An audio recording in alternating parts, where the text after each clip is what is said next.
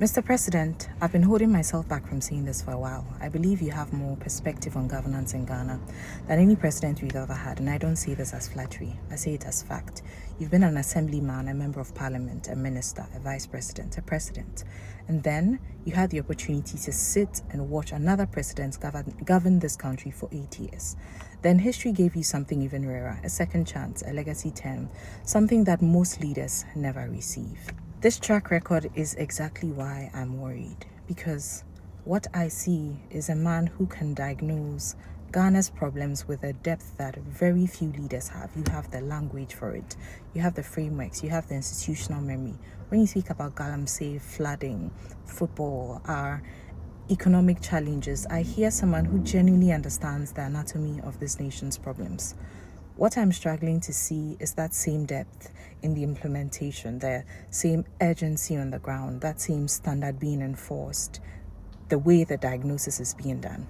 And that gap is the reason why I'm recording this video. Let me be specific. We've seen flooding devastate the same communities year after year. The causes are known, the waterways are mapped out, and yet the enforcement, the actual demolition consequences, the education for citizens remains hesitant. We've seen the fight against Galamsey produce the right language, the right institutions, the right frameworks, and yet just in March, civil society said, this fight is failing, intervene personally. We've watched Ghana host a continental athletic championship and have another country's sports minister order an investigation into how we treated their athletes on our soil. And we've watched more than once, in fact, in my opinion, too many times to count, public officials handle sensitive matters in ways that make people, citizens feel dismissed, ignored, belittled. And the signal from the top, the clear, unambiguous standard setting that should follow, either came quietly or didn't come at all. These are not isolated incidents. They send a signal that tells us that the person who has the perspective, the goodwill, and the freedom to chart a new standard hasn't done that in the way we would expect. And that's why I think you should spend your political capital. Mr. President, you have goodwill, genuine goodwill. Even your critics acknowledge your ability to connect with the ordinary person. You remember names. You speak well. You speak in a way that makes people understand. You have a warmth that feels rare. You also have institutional memory. That's not nothing. That is currency. But political currency is not meant to be preserved. It's meant to be spent on difficult things, on unpopular decisions, on standards that cost something to enforce, on problems that politicians are usually too afraid to touch because the people causing the problems are the very people in the same room with him. And that's what makes this different from any of your predecessors, because you're not fighting for survival. You're not calculating the next election. This is your legacy term.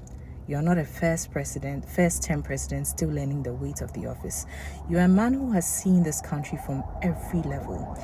And by a unique turn of history, you also have a term where you can actually think beyond the next campaign, where you can think about how you leave your mark on this country. That is freedom.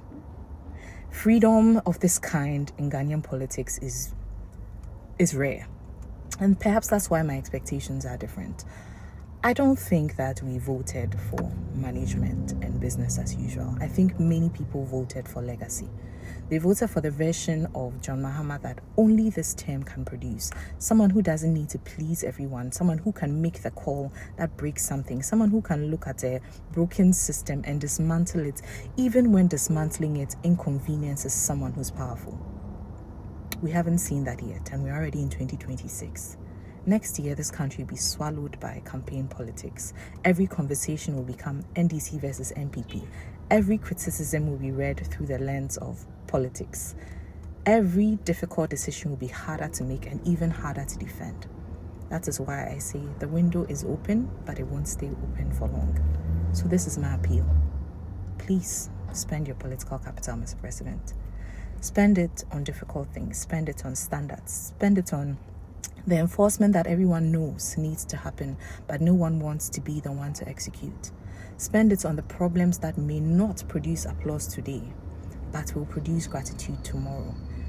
Because There are people who stand in a queue every 4 years and they vote. They vote because they are looking for another opportunity.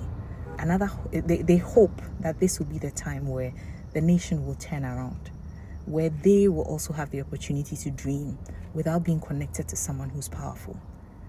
And that is what I'm hoping that your legacy will do. I'm hoping that the opportunity that we have here is to turn this nation in a certain direction because you have nothing to lose. And that may be your legacy. Thank you for listening.